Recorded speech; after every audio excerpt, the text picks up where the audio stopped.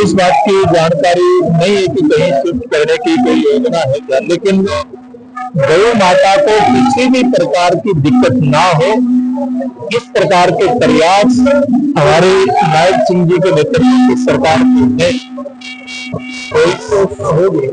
जो गौ सेवा और नंदीसाड़ा के जो संचालक हैं, यहाँ की टीम है, इसकी भाव और भावना के खिलाफ हमारी सरकार कुछ भी नहीं करेगी। ये सरकार गौ भक्तों की सरकार है, इसलिए गौ सेवा के काम में कहीं कोई दिक्कत नहीं आएगी। अब राजनीति का जी जी जी क्या लगता है जिस तरह से क्या रिजल्ट? देखिए, निश्चित रूप से एक बात कही जा सकती है, दिल्ली के अंदर इस बार भारतीय जनता पार्टी की सरकार बनने जा रही है। वहां पर जो केजरीवाल जी के नेतृत्व की पार्टी है, आम आदमी पार्टी की सरकार अभी चल रही है, इस सरकार के जो कारगुजारी है, वहां की जनता, दिल्ली की जनता उस कारगुजारी से पूरी तरह से परेशान है। उन्होंने जिस प्रकार से झूठे लारे दिए, झूठे नारे दिए और सुबह जो बात कहते हैं थोड़ी देर के बाद उस पर पलट जाते हैं, शाम तक कोई तीसरी बात कह देते हैं केजरीवाल जी उनकी पार्टी के नेता। इसलिए इन्होंने अपनी विश्वसनीयता पूरी तरह से खो दी है और दिल्ली की जनता ये चाहती है कि नरेंद्र मोदी जी के नेतृत्व में जो सरकार देश भर के अंदर चल रही है, वही सरकार, उसी पार्टी की सरकार देश दिल्ली के अंदर आए, क्योंकि दिल्ली राष्ट्रीय राजधानी क्षेत्र है। इसलिए दिल्ली को ऐसी सरकार चाहिए जो कहे वो करके दिखाए, और वो सरकार भारतीय जनता पार्टी दे सकती है। बड़ा मुद्दा क्या है? जैसे आपने करप्शन के मामले में वहां के मुख्यमंत्री केजरीवाल जी जेल लेकर के आए, कई अन्य उनके मंत्रियों को जेल जाना पड़ा, ये बहुत बड़ा मुद्दा है। अगला मुद्दा ये है कि वो जितने वायदे उन्होंने किए, अब यमुना जी की सफाई की बात केजरीवाल साहब करते थे, आज फिर ये लारा दे रहे हैं कि अगली बार सरकार आएगी तो यमुना जी की सफाई करेंगे।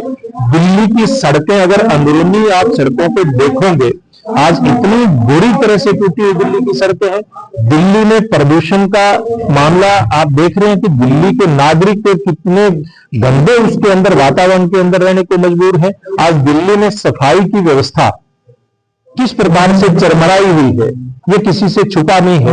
ये ऐसे सारे मुद्दे हैं जिनको लेकर के दिल्ली की जनता इस बार केजरीवाल जी की पार्टी की छुट्टी करने वाली है और भारतीय जनता पार्टी की सरकार बनाने वाली है। कांग्रेस पर आरोप कर रही है कि जो भाजपा सरकार है किसान से सुनवाई नहीं हो पा रही है, डल्लेबाजी काफी लंबे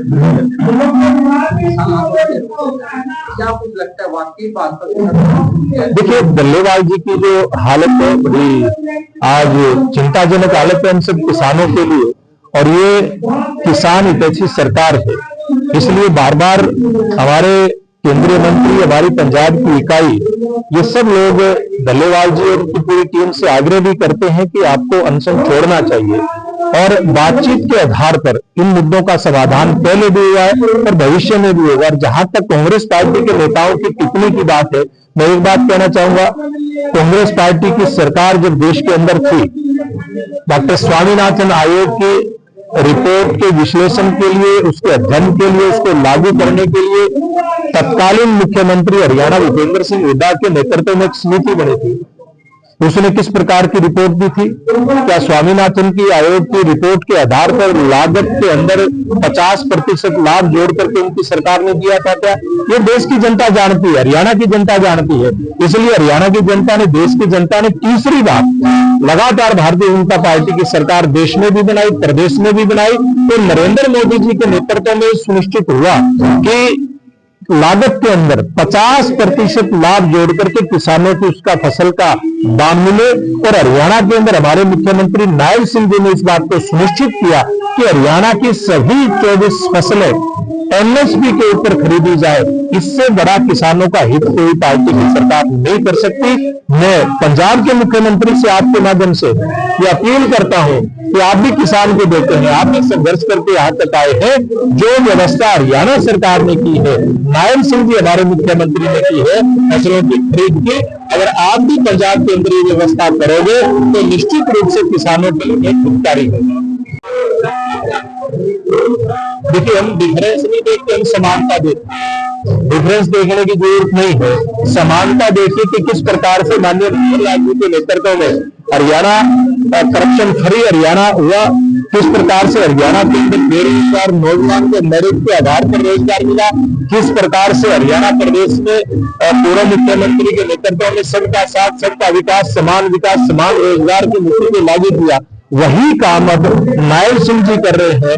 और क्योंकि हम सब ने मनोहर लाल जी के साथ एक लंबे समय तक काम किया है, इसलिए उन्होंने जो परिपाटी हरियाणा के अंदर साफ सुथरी प्रशासन की और भ्रष्टाचार मुक्त शासन की खड़ी की थी, नायब सिंह जी और उनकी पूरी टीम उस व्यवस्था को आगे बढ़ाने के काम में लगी हुई है।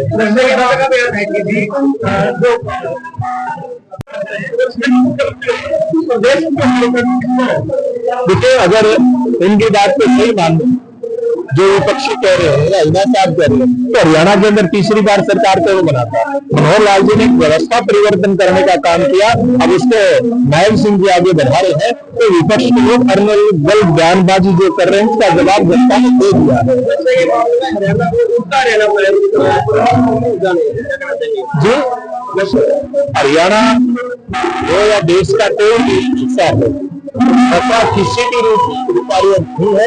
हमारी सरकार जो नशे का कारोबार करते हैं या अन्य कोई अपराधी है उनको बर्दाश्त नहीं करेगी। हमारे मुख्यमंत्री नायब सिंह जी ने इस बात के लिए स्पष्ट रूप में अधिकारियों को निर्देश दिया है, किसी भी प्रकार से ना तो नशे के कारोबार करने वाले व्यक्ति चाहिए, ना फिर गुंडागर्दी करने वाले व्यक्ति, जो भी पुलिस एक्शन कड़े से कड़ा कर सकती है उन्होंने शुरू कर रखा है।